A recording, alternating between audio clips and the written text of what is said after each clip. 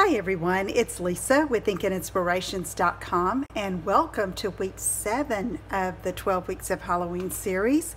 And in this video we're going to be making this cute little treat bag that holds a little package of Skittles or maybe M&Ms. And I'm using this little ghost character from the Cauldron Bubble stamp set and along with the coordinating framelit die to cut it out. Okay, so let's get started. I'm going to get my Simply Scored scoring tool, and I have a piece of that designer paper cut at 4 inches by 8 inches, and we're going to do some simple scoring. And so I'm going to start off with 1/2 inch,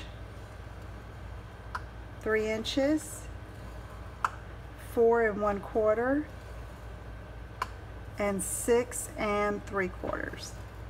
And then I'm going to turn this. I want the ghosts being right side up on my bag, so this is going to be my bag bottom, so I'm going to put that against the left edge here and score at 1 inch. Okay, we can put this away and get some burnishing done with our bone folder. This is really cute paper. I haven't used this little ghost image yet, and he's smiling and is so cute, so I thought, okay, I'm going to use him and matching him up with his coordinating designer paper, and it's going to be super cute. Now, what I was watching when I was designing this was, I thought, okay, is he going to get lost in all of these other little ghosts? And I think I came up with a pretty good idea so that he stands out. Okay, so let's turn up this bottom again and give it a good crease. And now I'm going to take my paper snips, and there's this 1/2 inch score was the first score we made, but that's the edge that we use as the tab to connect the bag together. So I'm just going to cut off that intersecting piece right there, and that cuts away that little tab. So this is what we're going to adhere together. Then I'm going to come along and cut up on these other score lines to that 1 inch score, and that is going to form the box bottom, or bag bottom in this case. Okay, so let's use some tear-in tape because we want this to have a good hold.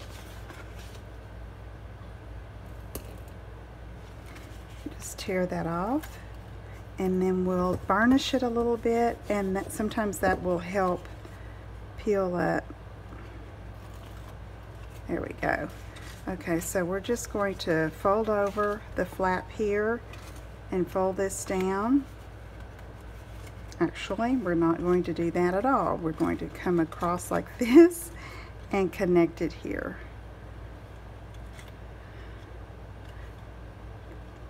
In a video, it's a little more difficult to show you where I'm adhering the sides, so decided to hold it up so it'll be a little bit clearer. Okay, so that's where the edge is. So I'm going to call this the bag back. Fold in these two, then fold in the back, and then this is going to fold across and hold the bottom together. So let's use another piece of tear-in tape, and then we can pull that up, and then I'll come in here and just pound it a little bit with my bone folder to be sure that it's got a good catch there. Alright, so now I'm going to go ahead and put my ribbon on, and when I do this around bags, let me go ahead and stick this in here, see if that will help hold it open. When I put it around bags, or especially bags, I like to leave it on the spool because depending on how tight you tie the knot, the measurement can vary. So I would say, a good 14 inches you want if you're going to cut this, or if you're planning, so that you have plenty of room to tie. Okay, let me get my scissors here and cut. I love this ribbon. Got plenty of it, and I'm using it like crazy too. on all these projects. So, all right, so I'm gonna give that a good, okay, that'll work. So then you can just trim off the ends. And you might could save that to tack on another project later. All right, let's go here. Talking too much. Let me get going here. All right, so now I took a piece of Whisper White cardstock, just a little scrap, and I have that little ghost here. And I'm going to use Memento black ink because I'm going to use Stampin' Blends just sparingly on him. And then what I did is I took the coordinating framelit and ran him through the Big Shot to cut him out. And then there he is. Did it ahead of time.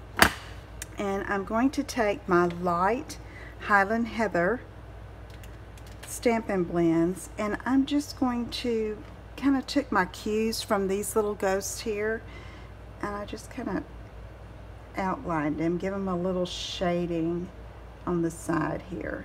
Okay, so I did this little hand, and I'm going to do a little bit over here too.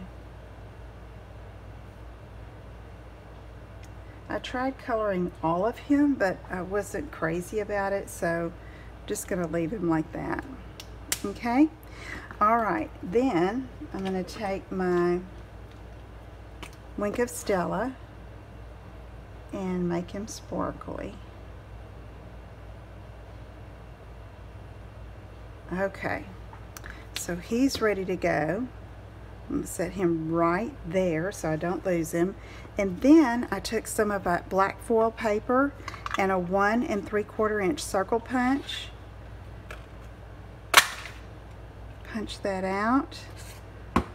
And I'm going to pop him up on the front of that with some dimensionals. Let's just use one big one on him.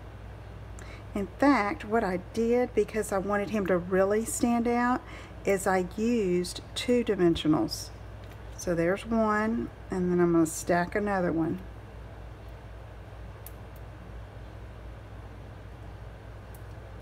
Okay, and I'm going to put him over here to the right.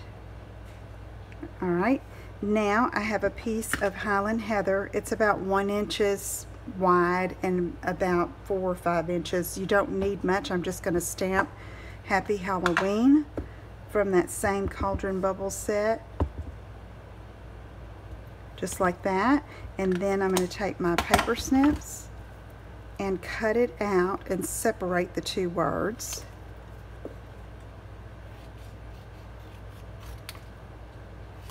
It doesn't have to be straight, just a rough cut. And separate the 2 words here. And then on those, I am just going to put over here to the side. I think I'll use snail. That slick finish, sometimes the snail is tricky, so be sure you press down on it really good. All right, here we go. Then Happy, whoops, it's gonna go right there. Okay, and then I have my dark Highland Heather Stampin' Blends, and I'm going to color 3 of these rhinestones, which you can see I'm running out of them. And then I'm just going to pick up and scatter those around just to make it sparkly and fun.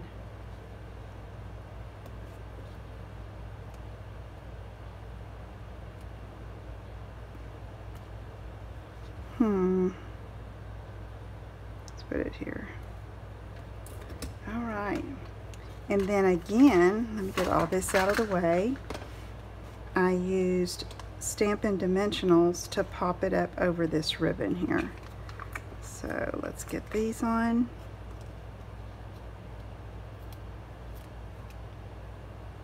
And then we're going to be done.